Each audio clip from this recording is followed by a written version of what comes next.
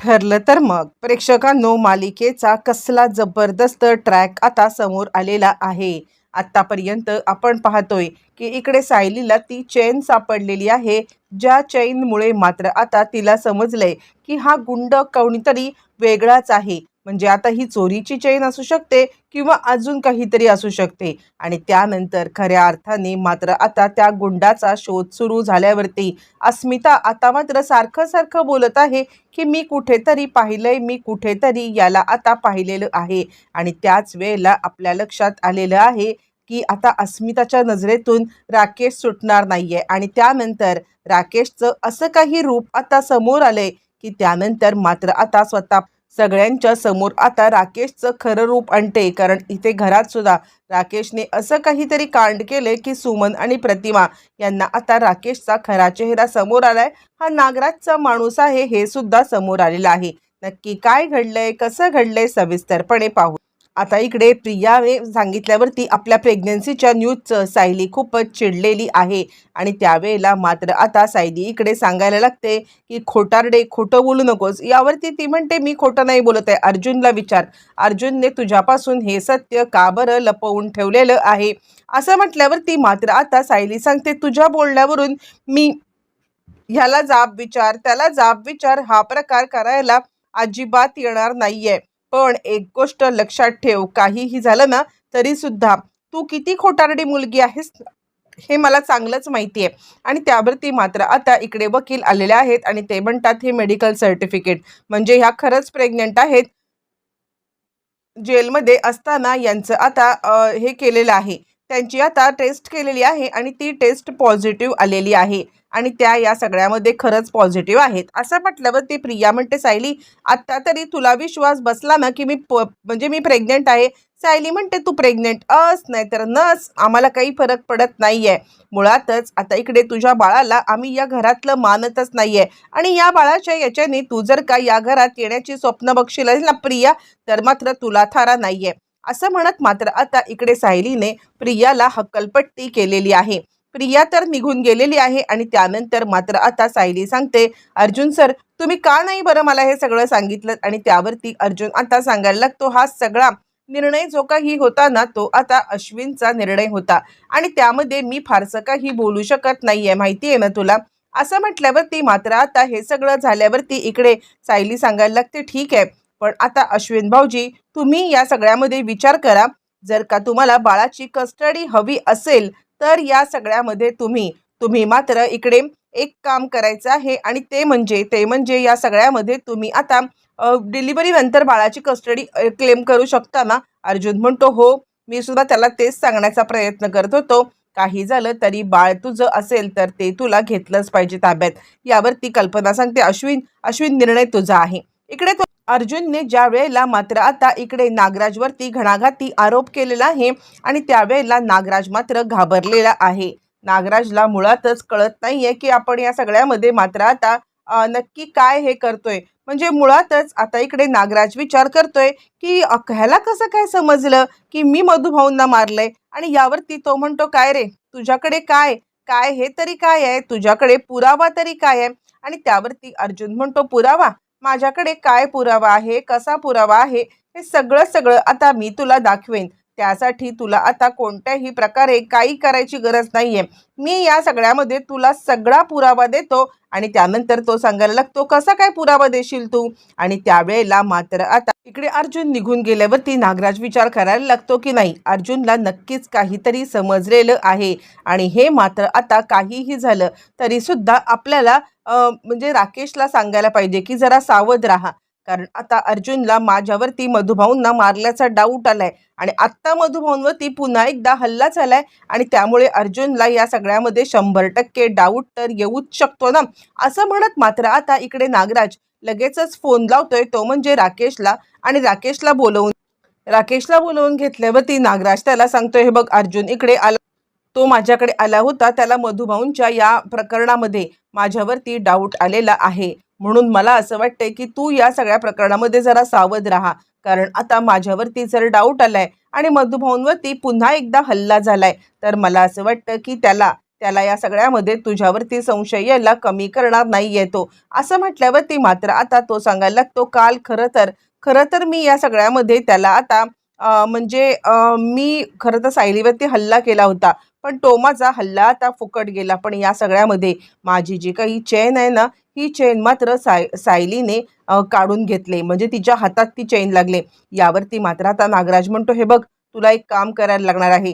तुला आता जर का ती सायलीकडे चेन आहे आणि उगाचच या प्रकरणामध्ये अडकायचं नसेल, मग एक काम कर, ते म्हणजे तू आता या सगळ्यामध्ये सगळ्यात महत्त्वाचं, तू आता पोलीस कंप्लेंट कर की मला जाताना रस्त्यामध्ये कोणीतरी पकडलं आणि पकडून या सगळ्यामध्ये मला आता म्हणजे मारहाण केली, मला दम दिला आणि मला या सगळ्यामध्ये लुटलं, माझं पॉकेट लुटलं, माझी चेन लुटली, असं म्हटल्यावरती तो आता सांगायला लागतो, पण हे वर्कआउट होईल?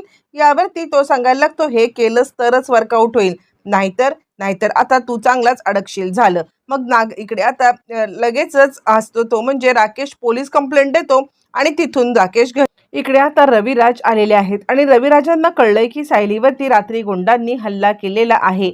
आणि त्याच वेळेला मात्र आता रविराज इकडे सांगायला लागतात, सायली, मला काय वाटतं माहितीये का, काहीतरी गोंधळ आहे, म्हणजे तुझ्यावरती हल्ला करणारी कोण व्यक्ती असेल. आणि त्यावरती सायली म्हणते, नाही बाबा. आणि आता सायलीला जेव्हा समजलंय की आपणच खरी तन्वी आहोत, तेव्हापासून पहिल्यांदा मात्र आता इकडे तिला म्हणजे ज्या वेळेला तिला आता रविराज दिसले, ती खूप भावूक झाले. बाबा बाबा असं ती म्हणायला लागले आणि सगळ्यांना जरा आश्चर्य वाटते की सायली आता थोडीशी काहीतरी वेगळी वागते, हे मात्र खरं. आणि रविराज म्हणतात, बाळा काय झालं, म्हणजे आता तुला कोणावरती संशय आहे का? यावरती सायली सांगायला लागते, नाही, खरं तर मला कोणावरती संशय नाहीये, पण या सगळ्यामध्ये मी एक गोष्ट सांगू का, मी त्या माणसाची म्हणजे त्या मुलाची चेन पकडली. आणि त्यावरती मात्र आता रविराज म्हणतात, चेन? यावरती ती म्हणते, हो, मी त्याला पकडण्याचा ज्या वेळेला प्रयत्न केला ना, तेव्हा त्याने सुटण्याचा माझ्या हातून प्रयत्न केला आणि या झटापटीमध्ये त्याची आता सोन्याची चेन सोन्याची चेन माझ्या हातात आली. मला खरंच काही कळायला मार्ग नाहीये की या सगळ्यामध्ये मग आता इकडे नक्की तो कोण होता, काय होता, मला कळलं नाही, पण मी ती चेन मात्र माझ्या ताब्यात घेतलेली आहे, असं म्हटल्यावर ती रविराज म्हणतात, बघू. आणि त्याच वेळेला जेव्हा आता इकडे चेन पाहायला लागते प्रतिमा आणि आता रविराज ते अचानकपणे ओळखतात, ही तर राकेशची चेन आहे. कारण आता ही अशी चेन सेम टू सेम रविराजांच्या गळ्यात असते, अशी सेम टू सेम नागराजच्या सुद्धा गळ्यात असते. आणि त्यानंतर मात्र आता प्रताप म्हणायला लागतो, काय, राकेशची चेन कसं काय शक्य आहे हे? आणि त्यावरती सायली म्हणते, मला नाही माहिती, पण ही चेन मी त्या गुंडाच्याच ह्याच्यामधून काढली 100%. असं म्हटल्यावरती सगळ्यांना जरा संशय आलेला आहे, कुणाला काही कळत नाही की हा सगळा काय प्रकार असेल. आणि त्यावरती प्रतिमा सांगते, अहो मी तुम्हाला बोलले नाही, पण काल राकेश मात्र आता सुमनच्या अंगावरती खूप जोराजोरात ओरडत होता आणि सुमनच्या अंगावरती ओरडत आता तिला सांगत होता की तूच केलंस, तुझ्यामुळे मात्र आता माझे बाबा जेलमध्ये आहेत आणि तुला काही पडलेलं नाहीये. आणि त्यावरती मग आता सायली सांगायला लागते, नाही नाही, मला काय वाटतं माहितीये का, तुम्ही या सगळ्यामध्ये आधी आता व्यवस्थितरित्या चौकशी करा, कदाचित गुंडांनी ती चेन चोरली असेल. ते सायलीला आता राकेश आपला चुलत भाऊ आहे आणि त्याच्यावरती डायरेक्ट आपण आरोप कसा करायचा, ही गोष्ट मात्र आता जरा खटकत आहे. आणि त्यामुळे सायली आता हे बोलत आहे. आणि त्यावरती मात्र आता सुमन म्हणते, यावरती इकडे आता सांगायला लागते ती म्हणजे अस्मिता म्हणते, मला कालच मी तुम्हाला म्हटलं होतं की मी ही चेन कुठेतरी पाहिलेली आहे आणि आत्ता मला आठवले, मी ही चेन राकेशच्याच गळ्यात पाहिली होती. बरोबर आहे, असं म्हटल्यावरती मात्र आता सायली म्हणते, आपण एकदा राकेशला विचारूया का? आणि त्यावरती सुमन म्हणायला लागते, बरोबर आहे, ही चेन राकेशचीच आहे. म्हणजे आता कधीच ज्या वेळेला तो आता कॉलेजला जायला लागला ना, तेव्हाच याच्या काकांनी म्हणजेच रविराजांनी त्याला आता ही चेन दिली होती. आणि असं म्हटल्यावरती मात्र आता लगेचच इकडे सगळ्यांनाच खूप मोठा धक्का बसलाय की हे सगळं काय झालेलं आहे. आणि त्याच वेळेला सुमन आता विचारायला लागते, म्हणजे मला आल्यापासून राकेशचं लक्षण काही ठीक दिसत नाहीये, म्हणजे तो सतत आता बाबांच्या बद्दल विचारत आहे, सतत आता तो या सगळ्यामध्ये विचारत आहे की नक्की आता तू बाबांना का नाही सोडवलंस असं वगैरे. मला हे जरा ऑडच वाटलं होतं, पण मी विचार केला की ठीक आहे, असेल काही त्याच्या मनामध्ये आणि त्यामुळे इतकं काही मी डोक्यात घेतलं नाहीये, पण येऊ दे त्याला, मी विचारते. यावरती सायली मात्र इकडे आता का कुणास ठाऊक, पण आता अर्जुन सांगायला लागतोय, मला समजलंय, जे काही झालंय ना ते सगळं मला समजलेलं आहे. आणि त्यावरती सायली आता सांगायला लागते, काय झालं अर्जुन सर? आणि त्यावरती अर्जुन आता सांगायला लागतो, मुळातच मी ना विचार करत होतो की ह्या कड्या कुठे जुळल्यात.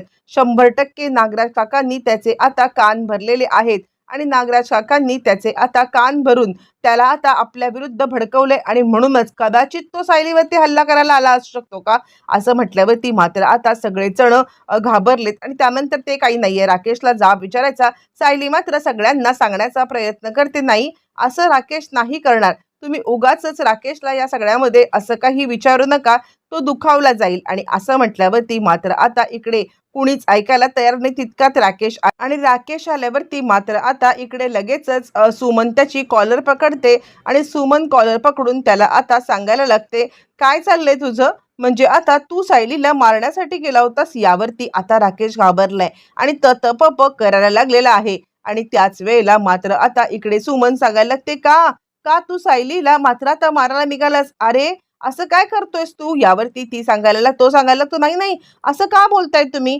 यावरती ती सांगायला लागते, सायलीवरती ज्या व्यक्तीने हल्ला केलाय ना त्या व्यक्तीला मात्र आता तिने पकडलं होतं आणि त्याची चेन मात्र आता तिच्या हातामध्ये होती. आणि त्याच वेळेला आम्हाला समजलं की हे सगळं सगळं तू केलंयस, कारण ती चेन तुझी होती. असं म्हटल्यावरती तो सांगतो, नाही काकू तुझा काहीतरी गैरसमज झालाय.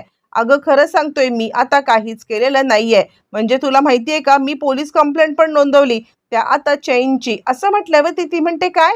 यावरती तो सांगायला लागतो, हो माझ्याकडून आता इकडे ही चेन चोरीला गेली होती.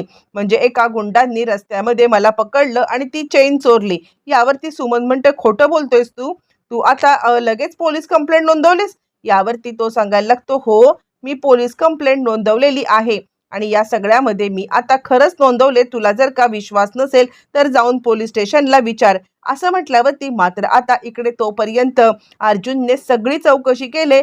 खरंच त्याने पोलीस कंप्लेंट नोंदवलेली कळलंय. पण त्याच वेळेला सावंतांनी असा काहीतरी खुलासा केलाय की त्यानंतर मात्र आता सगळ्याच गोष्टी एका झटक्यात क्लिअर झालेल्या आहेत प्रेक्षकांनो.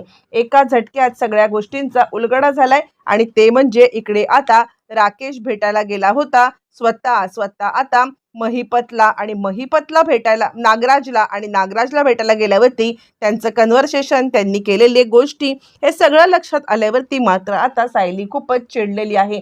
चिडलेली सायली मात्र या सगळ्यामध्ये त्याच्या अंगावरती ओरडते आणि का हे सगळं केलंस, का मला मात्र आता हे केलंस असं म्हणत सायली जोरात ओरडले. आणि बहिणीसोबत असं कुणी वागतं का? अरे सख्खी नसले तरी तुझी चुलत बहीण आहे असं म्हणत सायली पटकन काहीतरी बोलून जाते. सगळेजण तिच्याकडे पाहत बसतात. एका झटक्यात सगळ्यांना कळत नाही की सायली असं का बोलली. आता या सगळ्यानंतर सायली तन्वी आहे हे सत्य बाकी सगळ्यांच्या समोर सुद्धा येणार आणि त्यानंतर खरा मालिकेचा टर्निंग पॉइंट सुद्धा आता आलेला आहे.